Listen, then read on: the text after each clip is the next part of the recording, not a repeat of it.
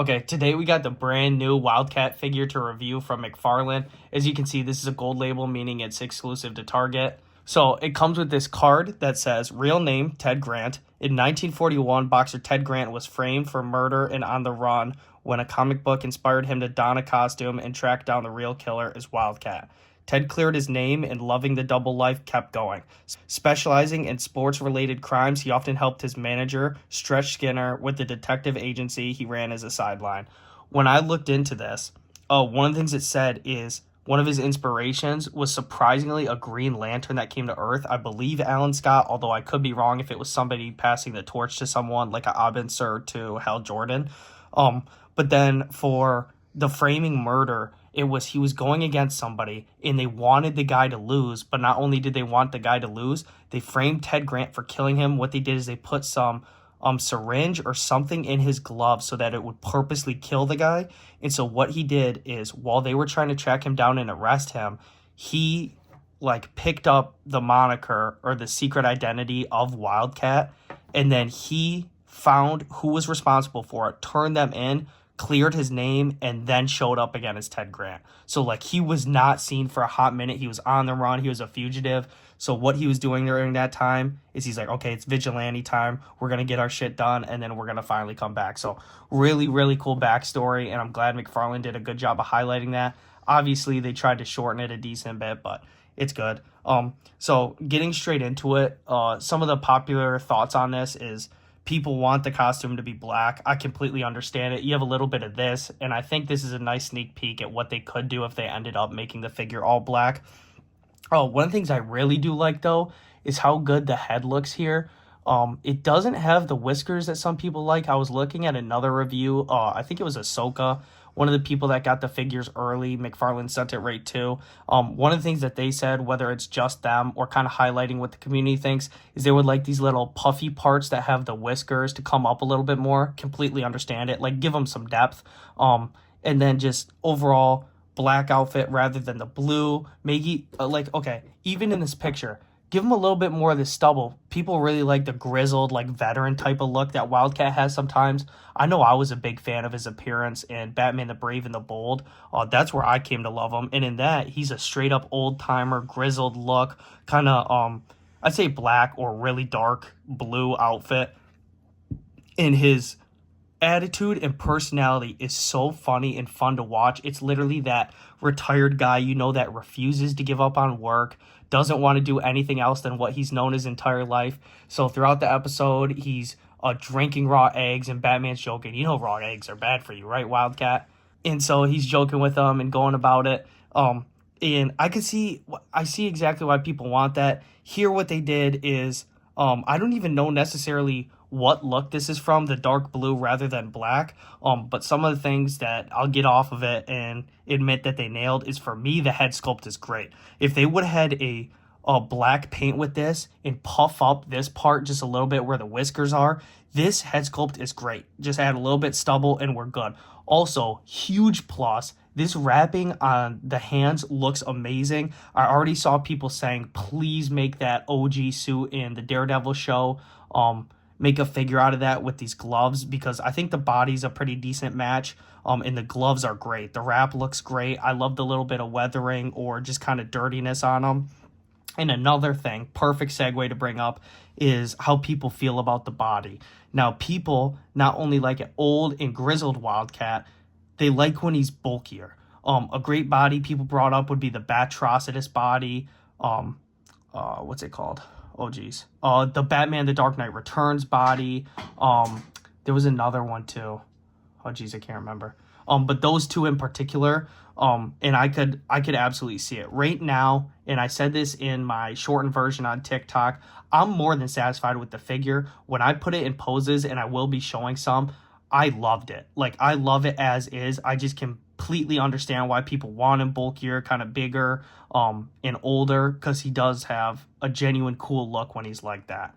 One of the other cool things I found from his origin story that goes into his powers is obviously he has decent durability. I don't know how high scale. I think one of the more decent durabilities and power behind punches, because obviously he had a career as a boxer, and that's his main thing. One of his cooler powers, besides inspiring all the other superheroes and villains he did, like Catwoman, Black Panther, Black Cat, all those different feline-like characters, for superpowers, he has one, I kid you not, inspired by that. He has 9 lives. So I don't know if it's a specific story or throughout time, but what they do is in a single battle, you have to technically kill him 9 times to for real kill him.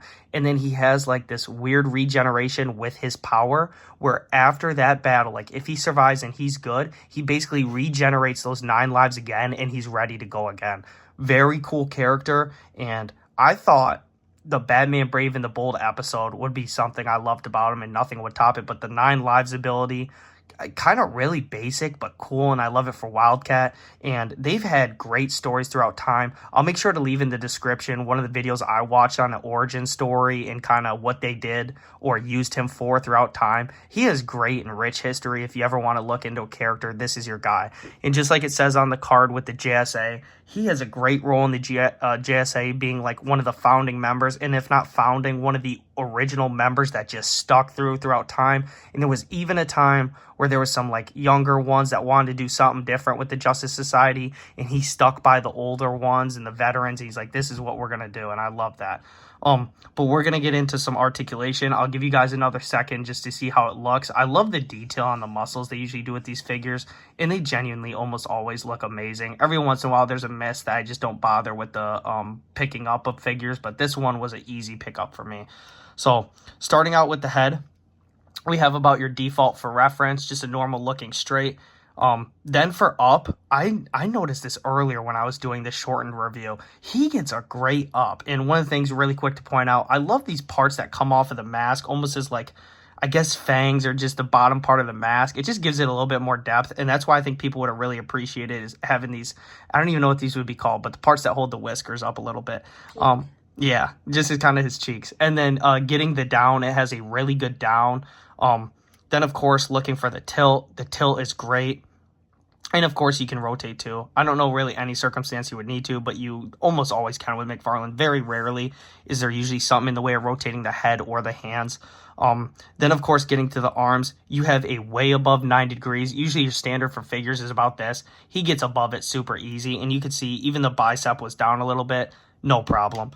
Then you have what I like to call the butterfly-like effect. These are usually called butterfly joints, but what I noticed with McFarlane is you never truly get the butterfly joints where it comes really far up here or really in the back. It's kind of like a nice in-between or a start to what you could get.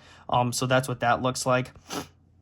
And then you have a really nice in-between on the movements with the rotator cuff here. You have really nice bicep swivel. You got a great double jointed elbow. And I noticed earlier, you can make his fist flat and then you can make him touch his own shoulder. It bends that well. Then getting into the rest, let's see. Always make sure if you get McFarlane, line up this line to move the hand on. That's the best way to make sure you never break it. He gets about a click and a half up or 2. This is what I'm talking about. It always seems like when you're pushing it's 1, but it's you overrid 1. So then about 1, maybe 1.5 down. And like I said, no problem rotating it whatsoever. One of the things I would have loved to see with this is since it doesn't come with anything, extra head would have been cool, maybe a little bit more mean. He's got just kind of like a straight mean mugging face, or hands. I'm very happy he came with both punching hands. If they had him come with anything else, it would make no sense. Or it would just be stupid because sometimes they like to do like one of each different fist. They'll have like, for speedsters, they'll have like a running hand and a punch. It's like, give us 2 pairs because we want the punches, but we also obviously want the running hands. Then getting to the chest, you get a really nice back, and as you can see, very smooth, just a little bit. I mean, look at that. Just a little gap. He gets a really good back. As for the forward, something McFarlane needs to really work on is you can see this is about as far forward as he can get, and this is about your default. So not great. Definitely maybe slightly more than your average, but not great. Then, of course, if you want, you get tilt as well and swivel. I understand people's problems with it. I'm very satisfied with this. I can't wait to see if they eventually do just completely lean into what people want and do a black suit variant. I mean, even with, if the lighting's even kind of bad, it gives you a hint at what it's going to look like. I'm down for it, especially with a beefy body. Now getting into the legs, though, you get a really nice kick up All I ever usually tell people is when you start to see this warping, just be careful because you don't want to ruin anything on the figure. It's usually really good at going right back to where it needs to go. Then a really good back too. I'd say this is about your average. McFarlane figures usually can get a decent kick back. I've seen some where they basically go horizontal with the butt, like really good back. Then I did notice you got a bit of thigh swivel here to get the movement out a little bit better to help you out with some posing. You have a great split where he gets it perfectly out to the side. Then you have a double jointed knee that's, I'd say, more on the average side for McFarlane, and this is a good bend here. But I've seen McFarlane where I make a joke in my TikToks how they can kick their own butt. He can't do that. I usually try to see if they can kick their butt without moving their foot to help. There's been a surprising number that can, I think like 2 to 4. But then, of course, like genuinely so far with this figure, either average or slightly above articulation, I was pretty pleasantly surprised. Getting to the feet, I'd say this is about your reference. You get about 2 clicks up here, then back to reference, and you get like 2 or 3 back. Anytime they look like this or a little bit flatter, perfect. I'll take this though. Earlier when I was taking my picture for posing, I realized with this figure, there was very little limitations and issues when I was trying to get certain poses. That's great because I was going for Wildcat specific poses. It would definitely be a problem if I couldn't put him in his own poses. So if they make figures like one of the ones I noticed that did have problems, that's another gold label, is the Cassandra Cain. I tried getting her in like a crouching pose. In McFarlane, the 2 places they need to step up their game is crunches forward and then the feet. They can usually go up a decent bit, but the crouch poses seem to be a problem a lot of time. Maybe I just need better practice with posing, but I genuinely think that's the case. Then of course with feet, you get your pivot that you usually do. I don't always bring this up, but this is basically with every McFarlane figure. You get that no problem, so you can just go whichever way you want. And some of this stuff, it's kind of hard to immediately think of the practicality of what you're going to use it for. If you have them in a pose where you're out to the side, I mean, this doesn't make as much sense, but if you really have it out there, you could kind of have it, I'm trying to think of the Spider-Man pose. Like if you had it out far, you could kind of flatten it for how he's standing. That's a way better example, sorry. But really good. And then finally, one of my all-time favorites, and shout out 5 points of articulation for the term, is where I first heard it for him, the toe articulation. Sadly, this is on the worst side of toe articulation. Anytime it's about halfway or a little pointed toward them is usually where I say it's good. A lot of time, it's really not going to matter. It's just a fun thing to look forward to in each and every review. But besides that, that's Wildcat. Very happy to get to do this review for you guys. I'd say when it comes to looks, based on what I think and not just everyone else, I'm going to give it a low 8. When it comes to articulation, probably a low 8 too. Like I said, a lot of this stuff was about average, if not slightly under for articulation. I've seen way better where people are kicking their butts, getting higher kicks up and farther kicks back.